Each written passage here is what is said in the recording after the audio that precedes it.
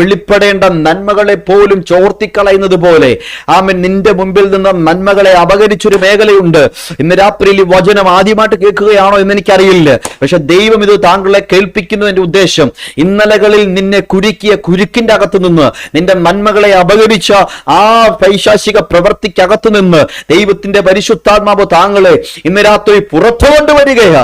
നീ അനുഭവിക്കേണ്ട നന്മകൾ നീ തന്നെ അനുഭവിക്കും. ഞാനിത് പറഞ്ഞുകൊണ്ടിരിക്കുമ്പോൾ വസ്തു സംബന്ധമായ ചില വിഷയങ്ങൾക്കകത്തു പോലും ദൈവത്തിന്റെ ഒരു ക്രമീകരണം നടക്കുകയാ.